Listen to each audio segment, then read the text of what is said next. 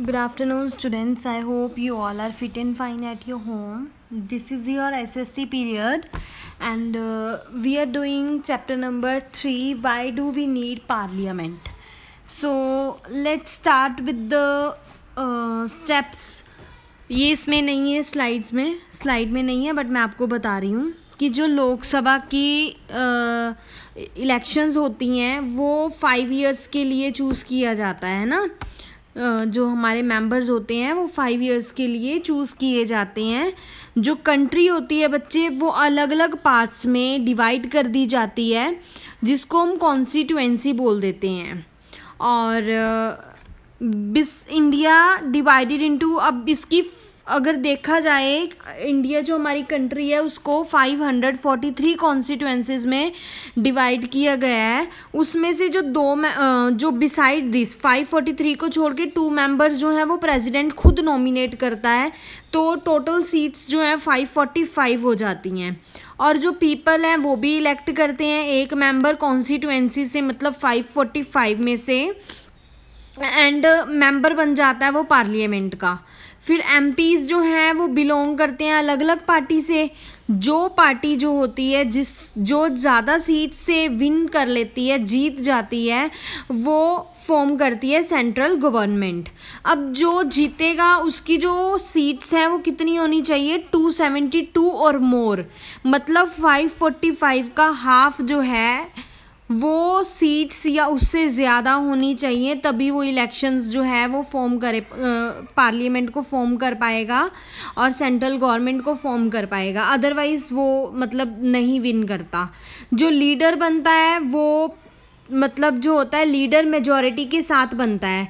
जिस तरफ ज़्यादा मेजॉरिटी होएगी, मतलब जिसकी तरफ ज़्यादा जो पर्सन होंगे मेजॉरिटी में होंगे उसको एज अ पीएम चूज़ कर लेते हैं. और उसके बाद पीएम जो होता है वो आगे एमपीज़ चूज़ करता है फ्रॉम पार्टी, ठीक है, और वो काउंसिल ऑफ मिनिस्टर बन जाते हैं. और जो काउंसिल ऑफ मिनिस्टर हो गई और पीएम हो गए, फिर वो दोनों जो सभी इकट्ठे मिलके क्या करते हैं, वर्क करते हैं. और जी ये जो पॉइंट्स बेटा मैंने बोले हैं ये आप लिख भी सकते हो. और इसका आपका एक क्वेश्चन भी है, वो मैंने आपको कल सेंड किया था.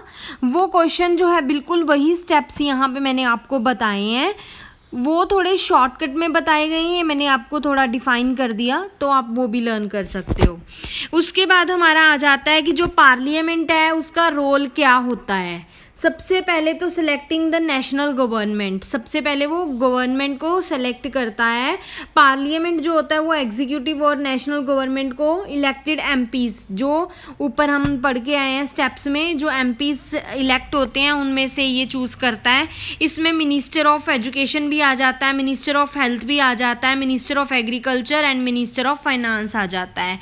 उसके बाद ये क्या करता है, कंट्रोल करता है, गाइड करता है और इन्फॉर्म करता है गवर्नमेंट को, ठीक है. जो ऑपोजिशन हुई इसकी और जो एमपीज़ हुए वो क्वेश्चन भी रेज कर सकते हैं, अपनी फीडबैक भी दे सकते हैं और इन्फॉर्म भी कर सकते हैं कि लोगों की ये ओपिनियन है, लोग ये चाहते हैं.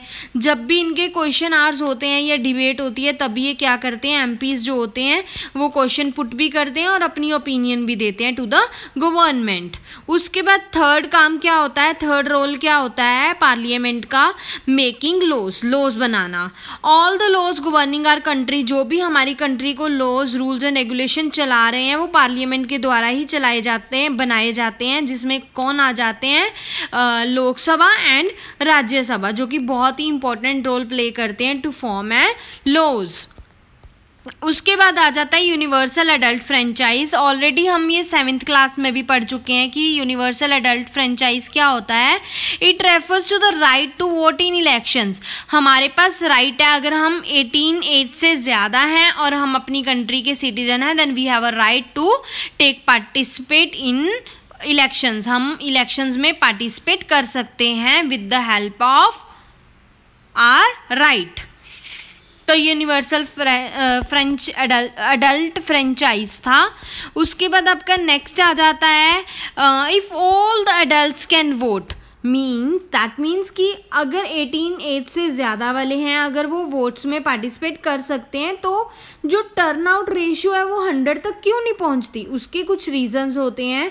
या तो वो इलेक्शंस के टाइम पे वहाँ पर प्रेजेंट नहीं होते और वो वोट में पार्टिसिपेट नहीं कर पाते, या फिर उनका जो वोटर कार्ड है वो उनके पास नहीं होता, इसीलिए वो पार्टिसिपेट नहीं कर पाते। ये 2 रीज़न होते हैं कि जो वोटर की टर्न आउट रेशियो होती है वो 100% क्यों नहीं होती।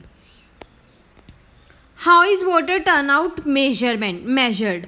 जो वोटर टर्नआउट होती है वो कैसे मेजर कर सकते हैं हम? द लेवल ऑफ पार्टिसिपेशन होती है जो वोटर्स की, वो इलेक्शंस में हम पार्टिसिपेट करते हैं थ्रू वोटर टर्नआउट परसेंटेज के अकॉर्डिंग।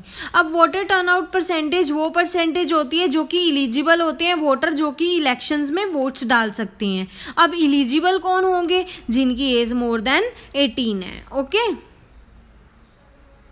वोटर टर्नआउट परसेंटेज, जैसे अब देखो कि ये 100 पीपल हैं जो कि 100 एलिजिबल वोटर्स हैं, चाहे किसी विलेज में लगा लो, टाउन में लगा लो या सिटी में लगा लो। 100 पर्सन है जो कि एलिजिबल हैं वोट को डालने के लिए, बट उसमें से सिर्फ 80 पर्सनस ने क्या करा है? वोट्स में पार्टिसिपेट किया है, वोट्स डाली हैं। और फिर 100 में से अगर हम 80 माइनस करते हैं तो 20% जो है उन्होंने नहीं डाली, तो वोटर टर्नआउट परसेंटेज कितनी रहेगी? 80% रहेगी जिन्होंने वोट्स में पार्टिसिपेट किया। अब आपको पता चल गया होगा, रीजंस तो आपको मैंने ऑलरेडी बता दिए कि कौन से रीज़न होते हैं कि वो वोट्स में पार्टिसिपेट नहीं कर पाते हैं। तो वोटर टर्नआउट परसेंटेज का भी आपको पता चल गया होगा। अब एक आपका क्वेश्चन था, मे बी 9.2 का था, जिसमें हमने लेटर लिखना था, वो मैंने आपको रिटन फॉर्म में नहीं दिया है, सो मैं इस वीडियो में दे रही हूँ। ठीक है, इसमें हमने पहले सबसे ऊपर एड्रेस लिखना है, फिर उसके बाद पहले हमने ना अपने नेबरहुड में कोई भी प्रॉब्लम देखनी है कि कौन सी प्रॉब्लम हम अपने नेबरहुड में फेस कर रहे हैं। जैसे इन्होंने यहाँ पर एग्जाम्पल ली है, requesting improvement of water supply, की वाटर सप्लाई की इम्प्रूवमेंट चाहते हैं, इसीलिए ये लेटर लिख रहे हैं। Respected madam, I am a resident of, मतलब जहाँ से रहने वाले हो, साउथ कोलकाता कॉन्स्टिट्यूएंसी का ये जादवपुर है। हम यहाँ पर नोटिस लिख रहे हैं ताकि poor condition of water supply जो हमारे एरिया में है वो सुधर जाए, क्योंकि पास्ट 3 ईयर से ये एरिया जो है यही प्रॉब्लम जो है फेस कर रहा है और हमें ये प्रॉब्लम जो है उसका सॉल्यूशन चाहिए। अब आप अपने नेबरहुड में कोई और प्रॉब्लम भी हो सकती है, जैसे इलेक्ट्रिसिटी की प्रॉब्लम हो सकती है, रोड की हो सकती है, ड्रेनेज सीवेज की हो सकती है, कोई भी प्रॉब्लम हो सकती है। अब उसके रिलेटेड भी ये जो लेटर है आप लिख सकते हो, अदरवाइज आप ये लिख लेना। 9.2 क्वेश्चन है, मे बी प्रैक्टिस क्वेश्चन, तो आप इसको अपनी नोटबुक पे लिख लेना कि मैंने ये रिटन फॉर्म में नहीं दिया है, आप इस वीडियो से ही इसको करोगे। ओके बेटा, if still you have any doubt you can contact me, but doubt अपने मन में नहीं रखना है, आपने क्लियर करना है वो। Okay, have a nice day.